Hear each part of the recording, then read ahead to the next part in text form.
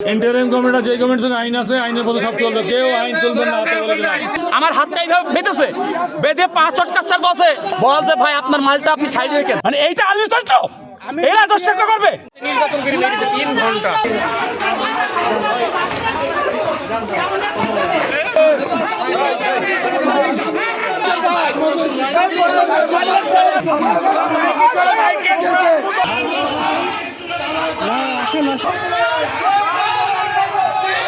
আমাকে ফোন দিয়েছে আমার বড় ভাই শেরে বাংলা কৃষি বিশ্ববিদ্যালয়ের ছাত্রদল সভাপতি, সে আমাকে ফোন দিয়ে যখন বলে এই রোমাকে ধরেছে নাকি, আমার হাতটা এইভাবে বেঁধেছে, বেঁধে 5 চটকা স্যার বসে মিউট করে দিয়ে ফোনটা বল যে ভাই আপনার মালটা আপনি সাইডে রেখেন। তারপর ভাই প্রত্যুত্তর বসে মাল বলতে রিমন, এবার আমার বসে বল মেশিন মেশিন। ভাই আমি বলতে চাচ্ছি না, আমি বলতে চাচ্ছি না।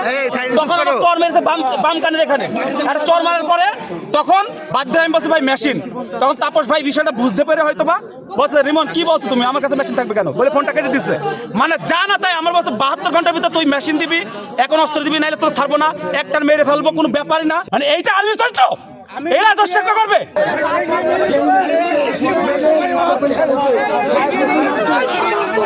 ইন্টারিম গভর্নমেন্ট যে গভর্নমেন্ট আইন আছে আইনের মধ্যে সব চলবে, কেউ আইন তুলবে না। আর যদি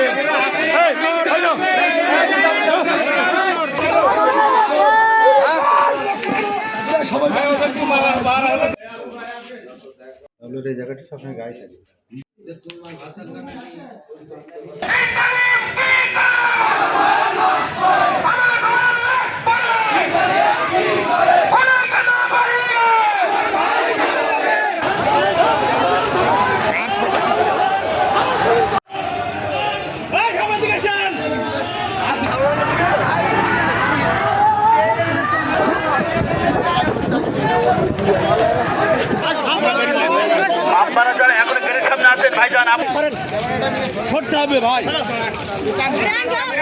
মুখের মধ্যে কাপড় দিয়ে, মুখের উপর ভেজা গামছা এবং পানি দিয়ে অত্যাচার করা হয়েছে যেন তার শব্দ বাইরে না আসে। এবং পাশে যে দোকান ছিল সেই দোকানের লোক যারা ছিল তাদেরকে ওনারা যেতে দেয়নি।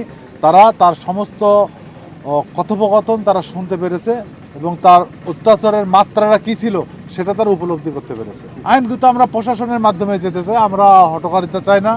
আমরা একটা সুশৃঙ্খল দল, বিএনপির একটা অতীত আছে, ঐতিহ্য আছে, আমরা সেই ঐতিহ্যকে খণ্ডন করতে চাই না। আমাদের অ্যাক্টিং প্রেসিডেন্ট, এখন বর্তমান প্রেসিডেন্ট, তিনি এ ব্যাপারে যথেষ্ট সোচ্চার।